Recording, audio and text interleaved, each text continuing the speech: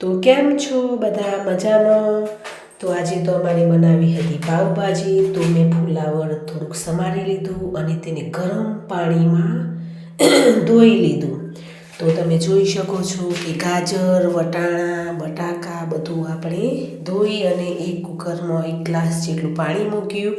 પછી તેમાં આપણે નાખી દીધું. પછી તેમાં આપણે મીઠું નાખી દઈશું અને કુકરને બંધ કરી દઈશું. પછી તમે જોઈ શકો છો કે ડુંગળી પણ ઝીણી ઝીણી સુધારી લીધી છે અને ટામેટાં પણ ઝીણા ઝીણા સુધારી લીધા છે.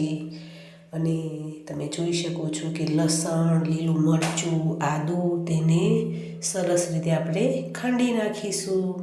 પછી તમે જોઈ શકો છો કે કુકરની પણ સીટી વાગી છે અને લીલું લસણ, આદુની પેસ્ટ બનાવી લીધી છે. અને હવે કુકર નીચે ઉતારી લીધું. તેમાં થોડી વરાળ હતી તે પણ આપણે કાઢી લઈશું. તો જુઓ બફાઈ ગયું છે. હવે તેને આપણે મેશ કરી દઈશું. પછી આપણે એક કઢાઈ મૂકી, તેમાં તેલ મૂક્યું. પછી તેમાં આપણે રાઈ નાખી, જીરું નાખી, પછી જે આપણે પેસ્ટ બનાવી હતી તે નાખી દઈશું. પછી વટાણા નાખ્યા, ડુંગળી નાખી અને ટામેટાં પણ હવે નાખી દઈશું. થોડીક વાર માટે તેને સાતળવા દઈશું. તો જુઓ મરચું નાખ્યું, હળદર નાખ્યું, થોડુંક મીઠું નાખ્યું અને મસાલા બળી ન જાય એટલા માટે આપણે થોડુંક પાણી નાખીશું.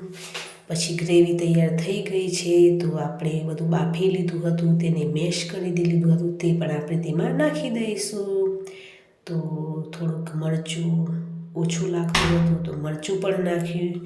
હવે આપણે તેને જલારામ મસાલા પણ તેમાં નાખ્યા છે. તો તમે જોઈ શકો છો કે આપણી ભાજી છે તૈયાર.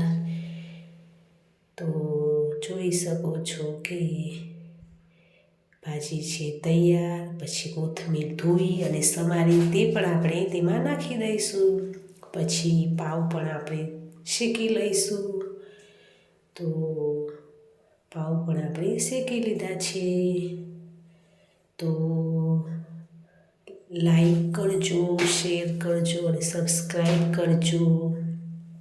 તો પાવ પણ આપણે કાઢી લઈએ.